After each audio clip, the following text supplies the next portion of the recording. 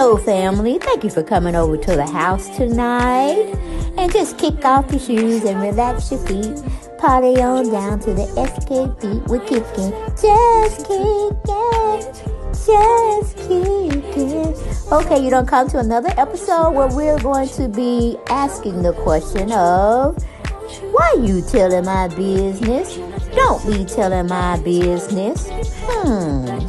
Why not? Because a can and a can, a can, and a wheel. Now we're off to...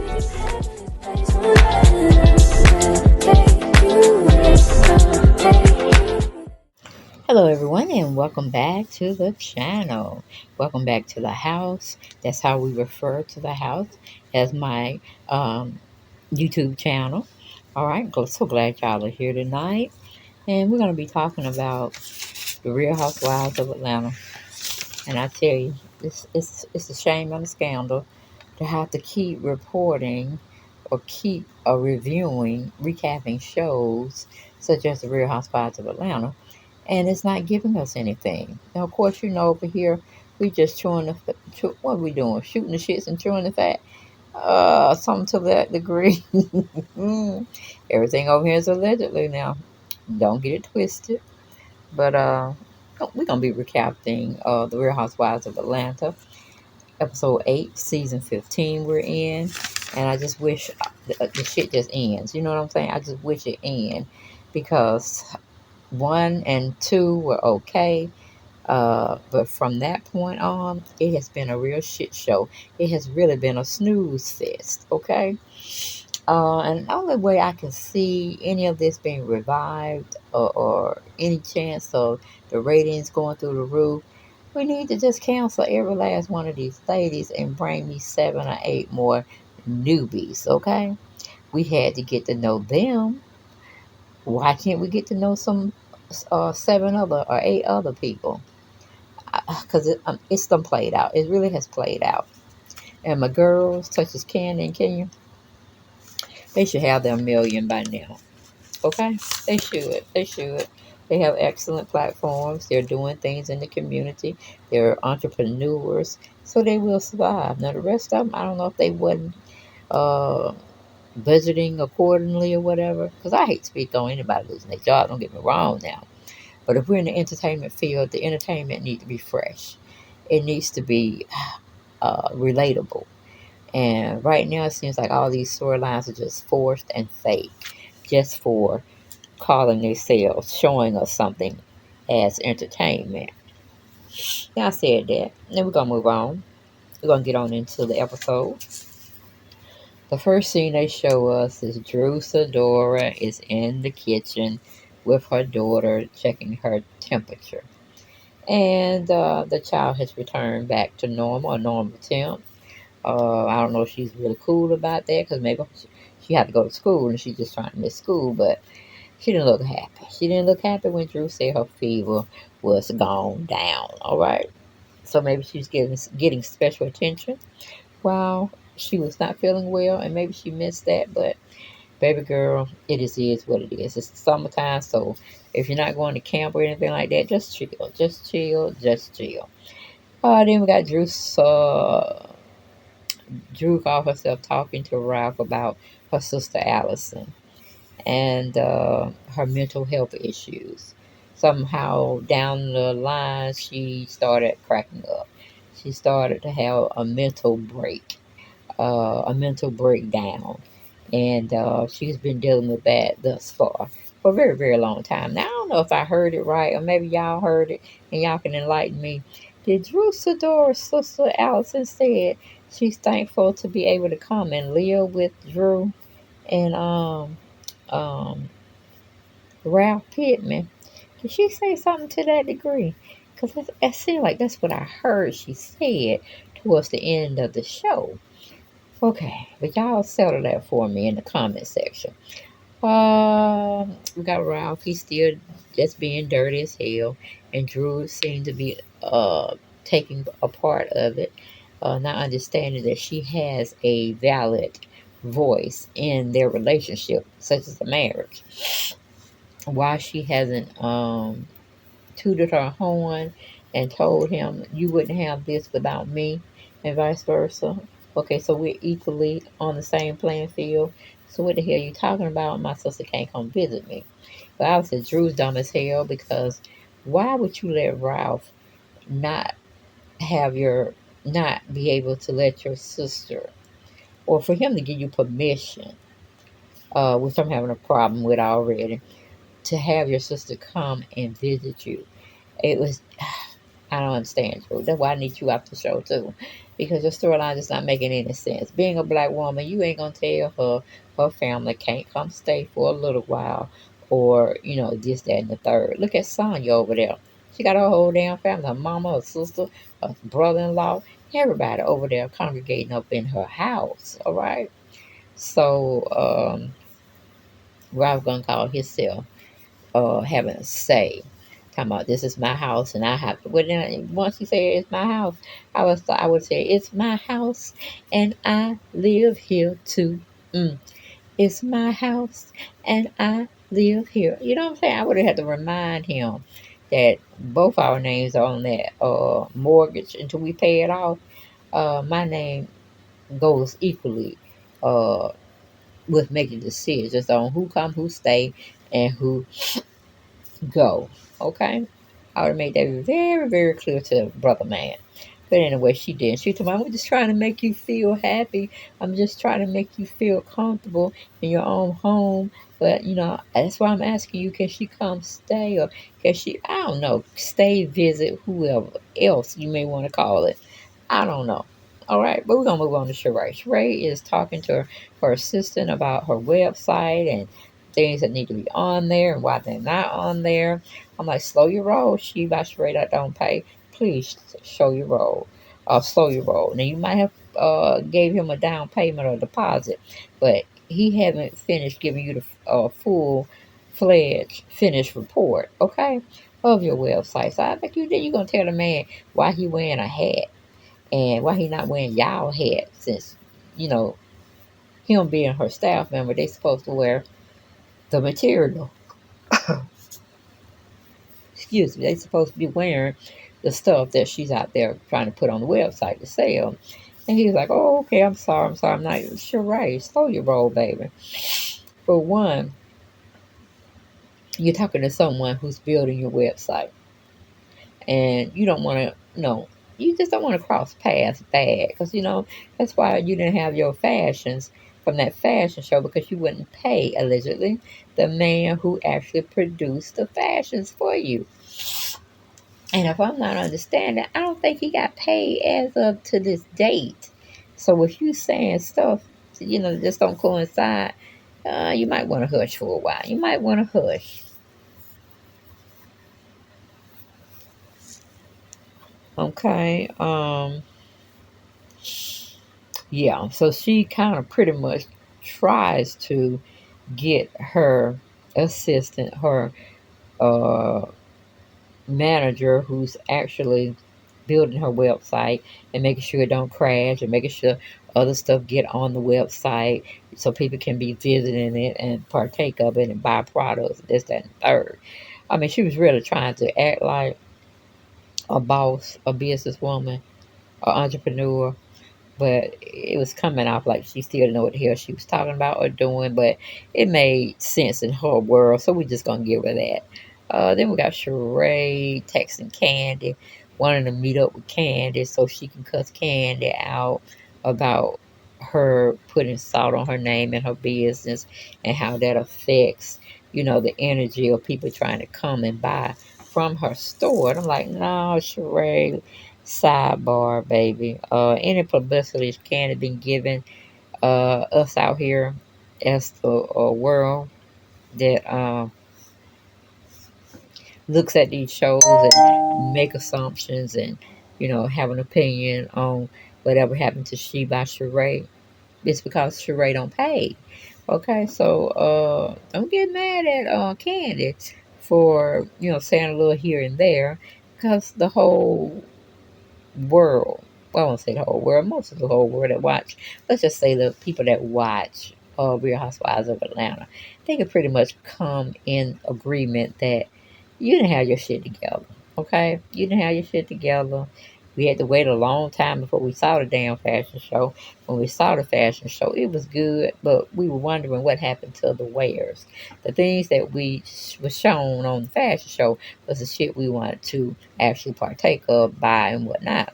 But your site crashed, okay? Saying there's too many people, you didn't have enough bandwidth, or whatever they do when we're talking about generating traffic to a particular site in order to purchase stuff. So, she was mad because Candy was, pretty much throwing her to the wolves. But I'm like, no, it was an honest bash because not only Candy was talking about it, most of the world that get into Real Housewives of Atlanta, they were talking about the same shit as well. You over there buying clothes from Shein or Hella, whatever the name, how you call it, pronounce it. You over there stealing their replicas of the stuff they got from different people and the makeup of the garment or athletic wear, and you just pretty much stapling your She About Your Red logo on it and calling it a day. Now, is there anything wrong with that? Hell to the no. If you can get yours that way, go on and get it. But from the stuff we saw at the fashion show, that did not look like what they were selling at Sheen. They would look like yours and whoever your designer was, far as making the clothing successful throughout your fashion show, But yeah, Candy was pretty much on point. For the little ragging she gave you, she even still said she liked you, Sheree, even though you're teaming up with Marlo, throwing salt on her name, agreeing with her this, that, and the third. Candace still have a soft spot for you. I can't call it. I would not. You and Marla would be in the same box, and I would expect you to come negatively at me at all times. Okay, I wouldn't get upset about it. I would just tell you what I feel, and that's pretty much it. Now, Candace, she finally came into her role, with not giving Marlo any no what do you call it, any leeway or, things of that nature. Because Marlo, I keep telling y'all, she's the villain. She's accepting her role. She's coming in. She's going to do everything she can to get a rise out of Kenya or Candy. Or who else we got? Drew Sidora. She's going to do it. That's what they're paying her for, allegedly. That's what she's providing, drama for us. Does it seem fair she always go after Candy and Kenya? No, but hey, the ratings go up when she go in hard. So we know the position Marlo is playing. We just need everybody else to catch up with what she's given so they can prepare accordingly to get in that ass if they had to. You know what I'm saying? Or to let her live in a sense where we're not going to even worry about she's there. We're going to make like she's there, but she's not there if you get my drift, okay? But let me see. We move on from there. Got Marlo doing a web podcast, talking to other foster children that grew up in the system and this, that, and the third. It was quite boring, not really informative because she just didn't set the podcast up correctly, or they only gave us a bit snippets here and there to where we really didn't care about it. But we love foster kids, they are people too. Um, they deserve a good, wholesome family to grow up with, and for them to make demands on them or how they want to see them in the future. The career choices, the friendships with certain people, and you know what I'm saying. But anyway, moving on from that, we got Sonya. Sonya goes over to see Marlo, and they give her the good news that she and Belk, Belk, have partnered a friendship, or they're in partnership with one another, where they're going to be selling a Mama Nation's clothing wear. And, of course, Marlo's thrilled for her. She's thrilled that Marlo's thrilled for her. And she goes in and they start talking about Candy, okay? And about the flowers, or the representation of her understanding what would happen, for the acknowledgement of, her sister's son being killed, this, that, and the third. I'm over it, okay? I'm so over that whole deal. Sanya's over it. She was like, let's get back to where we were once before. And I said, well, if we do that, that's going to be Kenya and Marlo going at it, okay? And we really don't want to see that anymore. Not really, okay? But they play it out here, there, and everywhere.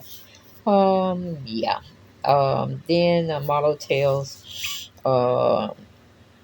Sonya she has a Jamaican man that she's having a blind date with, and of course Sonya's giving her the ins and the outs and telling her how she need to respond and act, and of course Marlo is being Marlo, not paying attention. She just wants the man to be 100% a billionaire or near billionaire status, and she just wants him to love on her and shower her with everything that she desires. And we know how they go. We know how they go. So Sanya did not prep Marlo really well because Marlo gonna do what Marlo wants to do. Okay, we go back to Sheree. Sheree is meeting up with Candy at the park, and she gets out of her car, and lo and behold, Sheree get out the damn car with a mink. I mean, like she's in Detroit, Chicago, somewhere where it's very, very cold, or Antarctica, Alaska. You know where those minks are known to be warm because it's so damn cold outside. But she don't tell Candy about the, dress attire. She's in a mix. She's in her Louis Vuittons, shoes, and Candy looking like she's gonna go play baseball somewhere or sitting at somebody's child's sports event. Stuff like that. She wasn't dressed with how what's her name? Damn, Sheree was dressed because it just is what it is. And they go in, they go back and forth. Candace started tanning to Sheree about what happened to her fashion show with the fashions, whatever happened to the fashions that she wanted to buy from the fashion show. She went on there, couldn't get on there. Went back a couple of weeks later, couldn't get on there. And when she did finally get into it, it wasn't the fashions that she had promised her that was going to be on the show. Okay, we had some Sheree by Shein, like Shatin. That was more so their clothing where she just stamped her little logo on it, and Candy was, calling her out on that, and then got down. Sheree started talking about Blaze and seafood and all the trouble she was having around there, and the OLG, and how they don't have no food ready for you all the time, and her health inspections failing and all that shit. They were going tit for tat, tat for tit. I was like, oh hell, go ahead on with it. Now that's giving me some it's giving me some little chickle kick keys and ha-has, okay? Oh, Josh Ray said she washed one of an outfit that she got from Taz, and the shit shrunk. Woo! And Candy couldn't say that because Candy knows she just be buying anything and everything at tags. And that was just funny as hell. That's all I can say. She said she put the stuff in the dryer.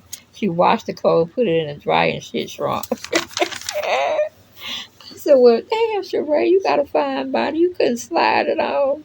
But when shit shrinks, it shrinks. Okay, that's just like having a sweater and you gain a lot of weight and it's just tight as hell and you can't move in it, or it gets shrunk to that tight feelingness and you just can't deal with it no more. You end up throwing it away, or you end up looking like a fool for the rest of the day. Ooh, then that dirt is what Marlo called herself building a house on. We have yet to hear anything about that house venture. We don't see it. We don't see the kids in a room in the new house. They're still in that condo or townhome she owns, or maybe she's still renting. I don't know, but I don't know why they gave us that storyline and then they didn't come correct with it. But of course, we got Sheree, like I said, out there doing her thing, getting Candy together, Candy getting her together. We move on to Kenya. We didn't really see Kenya this much this episode. I can say it was all about Marlo and Sheree, and Candy. But Kenya's is shown making cookies with her daughter, and very nice scene. We didn't really need to see it because it had no added addition to it. But like I say, it was cute. Moving on from there, we got Sonya and Ross driving to some event. I don't know where the hell they going, but that's the first time we saw him in many, many episodes. We could have done without it. We need to see him. We really did.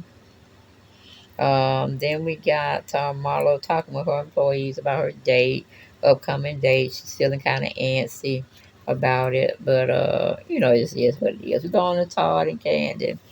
They're talking about who they want to cast for this leading role or whatnot. Candy, I'm guessing, and her husband is like, okay, we go work with Drew. We're gonna see what Drew. She got acting abilities. She's been in the game a while. She can probably teach us a thing or two. And Cam like, okay, I guess I don't know. She was just all over the place with that situation. Then we got Drew. Drew is getting ready for her um sister, and Drew's mama is there. Man, I thought Drew's mama was somebody different. She looked at thin, and then when they showed her full head to toe, she was still kind of stalky like. But I was like, the mama done gave in to liking Ralph now. Is that where we're going? Then we're turning into it being a shit show because she not liking him anymore.